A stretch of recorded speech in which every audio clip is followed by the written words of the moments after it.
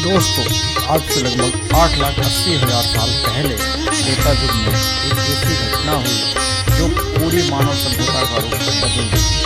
चैत मास की 9वीं तिथि को मध्याह्न के समय जब सूरज अपनी पूरी तेज में था, अयोध्या के राजमहल में एक दिव्य प्रकाश फैला हुआ था।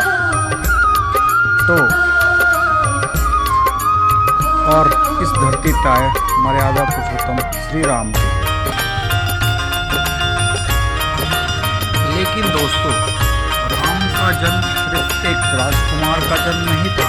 वास्तव में यह विष्णु के 7वें अवतार का रूप था। वाल्मीकि कहती हैं कि रामायण के जन्म के समय 3 गहरी बातें हुई थी, जिसमें पहले कि अयोध्या में 14 साल से जो अकाल था वह खत्म हो गया। दूसरा, देवता से फूल बरसाने लगे एवं जो धरती पे गिरते थे वो मिट्टी में नहीं मिले, सीधे राम की माता कौशल्या के गोद में जा मिले। और तीसरा, राजा दशरथ जो 60,000 साल से पुत्र की प्रार्थना की प्राप्ति कर रहे थे, उनकी आंखें भर आई, क्योंकि राम सिर्फ उनका बेटा नहीं था, राम को इस धरती की जरूरत थी।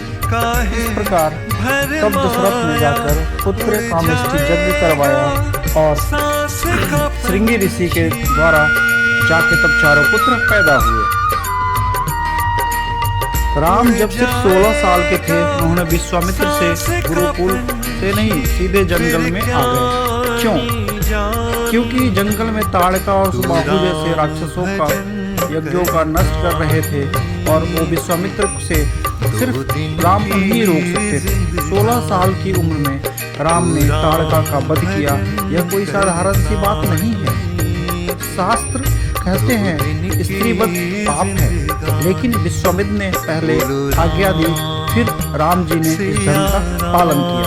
और इसी जंगल में राम को मिला दिव्य ब्रह्मास्त्र, जो 64 प्रकार के दिव्यास्त्र, और सिर्फ 16 साल की उम्र में। सोच कर देखो दोस्तों, आज के 16 साल के बच्चे क्या करते हैं और राम जी क्या कर रहे थे। दोस्तों, जनकपुर में एक स्वयंवर था सीता राजकुमारी के लिए। बस शर्त एक ही थी, शिव का पिनाक धनुष उठाओ और उसकी प्रत्यंचा चढ़ाओ।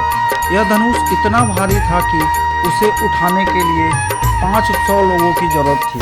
दुनिया के बड़े बड़े राजा, राक्षस, यक्ष सब असफल हो गए और फिर श्री राम आए।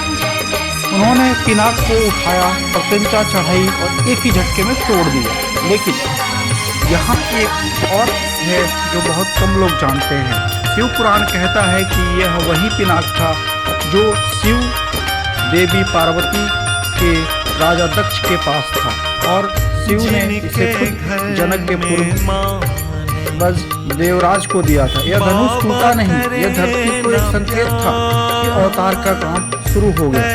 और एक और तथ्य, सीता को भूमिपुत्री कहा जाता था। राजा जनक को खेतों में जोतने के दौरान मिली थी एक स्वर्ण पात्र में। राम के राज्याभिषेक की तैयारी थी, अयोध्या सजी हुई थी, और फिर एक रात में सब बदल गया। कैकेयी ने 2 वचन मांगे, भरत को राज और राम साल को 14 का वनवास। दोस्तों, राम एक वाक्य में राज ठुकरा सकते थे। वे राम सबसे बड़े राजकुमार थे, उनके पास सेना थी, प्रजा थी, प्रेम थी। लेकिन राम ने क्या किया? ये मुस्कुराए और वनवास के लिए तैयार हो गए। क्यों? क्योंकि राम के लिए पितृवचन, बाप का दिया हुआ वचन राज सिंहासन से बड़ा था। उन्हें यही कारण मर्यादा पुरुषोत्तम श्री राम बनाता है। और दोस्तों, जब राम जंगल के लिए निकल रहे थे तो अयोध्या की पूरी प्रजा उनके साथ चलने लगी, तो राम ने उन्हें रोका और कहा कि वापस जाओ, क्योंकि यह एक राजा की बात नहीं थी, यह एक मर्यादा का दर्शन था। इसलिए वाल्मीकि रामायण के अनुसार राम ने पहले चित्रकूट, फिर दंडाकारण्य में 13 साल बिताए और 14वें साल में सीता का हरण हुआ। जंगल में सीता की खोज में राम से मुलाकात हुई और एक ऐसी शक्ति से जो उनकी सबसे बड़ी ताकत बन जाएगी, वो थे हनुमान। दोस्तों, हनुमान राम मिलाप कोई संजोग नहीं था। शिव पुराण कहता है कि हनुमान खुद शिव के 11वें रुद्र और अवतार हैं और वो इसी काम के लिए धरती पे आए थे। हनुमान ने लंका जाकर सीता को ढूंढा, अकेले समुद्र पार करके, और वापस आकर राम को खबर दी, और फिर शुरू हुआ इतिहास का सबसे बड़ा युद्ध। वानर सेना ने पत्थरों पर राम लिख के समुद्र में डाले और फिर पानी पर पुल बन गया। दोस्तों, आज नासा के उपग्रह चित्रों में आज भी इसे एडम्स ब्रिज यानी राम सेतु साफ दिखता है। 48 किलोमीटर लंबा जलमग्न ढांचा। यह विज्ञान भी अभी इस तरीके को पूरी तरह समझ नहीं पाया है। लंका में रावण के 10 सिर थे जो 10 विकार का प्रतीक थे, काम, क्रोध, लोभ, मोह, मद, मत्सर, और राम ने एक एक करके सब काट दिया। लंका विजय के बाद राम अयोध्या लौटे और फिर शुरू हुआ रामराज। दोस्तों, यह एक छोटी सी कहानी है नहीं है,